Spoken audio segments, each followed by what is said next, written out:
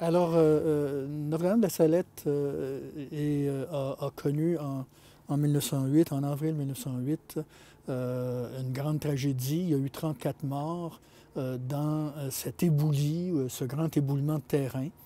C'est une partie d'une falaise de glaise de ce côté-ci de la rivière qui s'est écroulée dans la rivière et en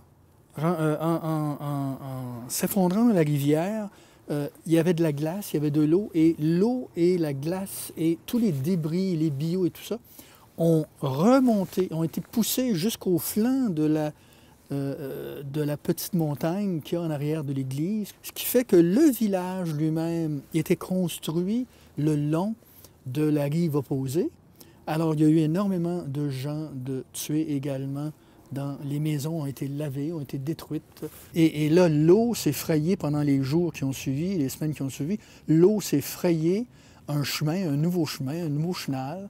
Une fois que les Travaux publics du Canada ont débloqué la rivière avec les dragues, eh bien, ils ont coupé la glaise et les débris des deux côtés. Alors, il est resté cette petite île qui est en fait le vestige de cet éboulis. Il y a eu un autre éboulement quelques années avant ça, beaucoup plus considérable, mais avec aucune mortalité.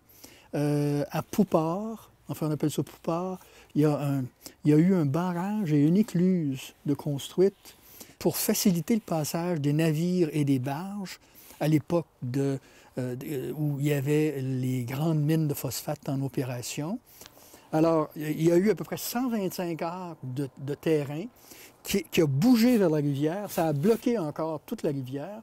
Et là, y inclut l'écluse et tous les travaux ont été enterrés de glaise. Et là, ça leur a pris 3 ans pour draguer, pour nettoyer, pour reconstruire. Alors, ils ont remis l'écluse à flot à partir de 1905 à peu près. Il y a beaucoup de gens, au fond, qui sont attachés à la localité parce que leurs grands-parents sont originaires d'ici, dont certains des ancêtres sont décédés dans cet événement tragique. Dans ma propre famille, la maison a été construite sur cette falaise. On n'était pas les seuls, il y avait 2 familles dont les maisons étaient construites sur cette falaise et qui s'est écroulée dans l'eau.